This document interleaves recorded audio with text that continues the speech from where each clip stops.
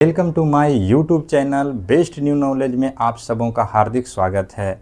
यदि आप हमारे वीडियो को पहली बार देख रहे हैं तो वीडियो को अंत तक ज़रूर देखिएगा, क्योंकि इस वीडियो को जब तक पूरा देखिएगा नहीं तो आपको समझ कैसे आएगा कि हम आपको इस वीडियो के तहत कितने सरल तरीके से आपको सिखाने वाले हैं। यदि आप इस कॉन्सेप्ट को एक बार यदि आप सीख लेते हैं तो ज़िंदगी में कभी भूलने की ज़रूरत नहीं पड़ेगी। आज हम इस वीडियो के अंतर्गत अनुस्वर वाले शब्द को हिंदी से अंग्रेजी में अनुवाद करने के नियम हम आपको बताएंगे। तो चलिए बिना समय बर्बाद करते हुए आज के सीधे टॉपिक पे।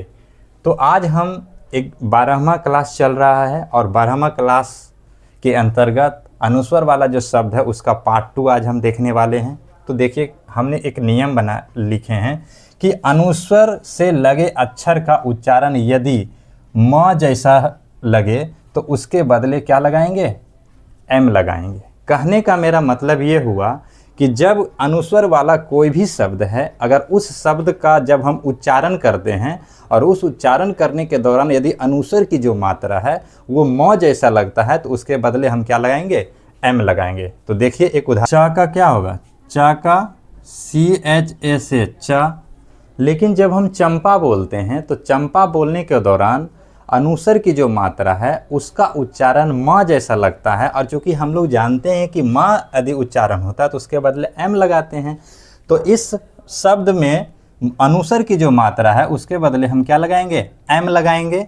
और पा का PA से पा हो गया चंपा। उसी प्रकार अम्बा में अ का होता है ए। लेकिन जब हम अम्बा बोलते हैं तो अम्बा बोलने के दौरान अनुस्वर की जो मात्रा है उसका उच्चारण जो है म जैसा लगता है, इसलिए हम यहाँ अनुस्वर की मात्रा है इसलिए इसके बदले हम क्या लगाएंगे? एम लगाएंगे। और बा का होगा BA से बा हो गया अम्बा। उसी प्रकार खंभा में ख का KHA से होता है ख।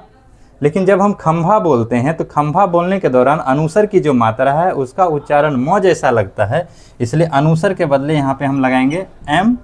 और भा का होगा BHA से भा हो गया खंभा।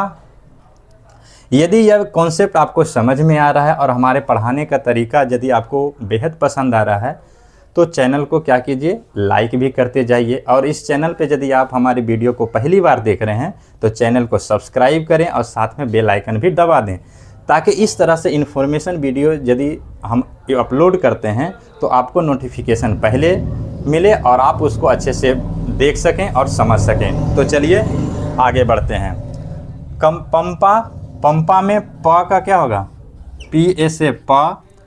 और अनुस्वर की मात्रा है और उसका उच्चारण म जैसा लग रहा है इसलिए यहाँ पे लगाएंगे एम। और पा का हो जाएगा PA से पा पंपा। उसी प्रकार लंबा में LA से होगा ला। और अनुस्वर की मात्रा है और जब हम लंबा बोलते हैं तो लंबा बोलने के दौरान अनुस्वर की जो उच्चारण है वो म जैसा लगता है। जैसे देखिए लंबा तो म आ रहा है, तो म अनुस्वर का जो मात्रा है उसका म आ रहा है, इसलिए म के बदले एम लगाएंगे। और बा का क्या होगा? BA से बा हो गया लंबा। इस तरह से यदि आपको समझ में आ रहा है तो इसको साथ में क्या कीजिए, प्रैक्टिस भी करते जाइएगा। अब प्रैक्टिस करने का जो तरीका है क्या है कि इस तरह से आप उदाहरण ले लीजिए अपने मन से और खुद से बनाने की कोशिश कीजिए जैसे हम आपको कॉन्सेप्ट बताए हैं। इससे क्या होगा, आपको समझ में आएगा कि हमारा कॉन्सेप्ट आपको कितना समझ में आ रहा है। तो चलिए इस तरह से कुछ उदाहरण और देख। जैसे कि यहाँ पे है संपर्क में स का क्या होगा? SA से स। लेकिन जब हम संपर्क बोलते हैं तो संपर्क बोलने के दौरान अनुस्वर की जो मात्रा है वहाँ पे क्या आ रहा है? वो मो जैसा लग रहा है। और यदि मो आ रहा है तो हम लोग जानते हैं कि मो के बदले एम लगाते हैं, इसलिए यहाँ पे जो अनुस्वर की मात्रा है उसके बदले हम एम लगाएंगे। और पर्क का क्या होगा? PAR के पर्क हो गया संपर्क। आपको एक कन्फ्यूजन हो रहा होगा कि सर आपने तो बताया कि अनुस्वर की मात्रा होता है तो एन लगाते हैं और अनुस्वर रहता है तो एम लगाते हैं। किस केस में लगाते हैं? जब हम कंस बोलते हैं तो जब अनुस्वर की मात्रा अगर उसको नो जैसा लगता है तो एन लगाते हैं, और जब यही अनुस्वर की मात्रा जब हम मोल जैसा लगता है तो यहाँ पे हम एम लगाते हैं। लेकिन बात यहाँ पे ये आता है कि सर क का जो मीनिंग होता है वो के होता है, लेकिन क के साथ के ए क्यों लगाए? जैसे यहाँ स है तो एस ए क्यों लगाए? तो ये चीज़ हम आपको बता दें कि जब दो या दो से अधिक अक्षर जब एक साथ मिलते हैं तो शब्द बनता है, और वो शब्द को जब हम बोलते हैं तो उस बोलने के दौरान जिस अक्षर के साथ मात्रा नहीं भी लगा होता है, लेकिन जब हम उसको बोलते हैं तो उसके साथ ओ आता है।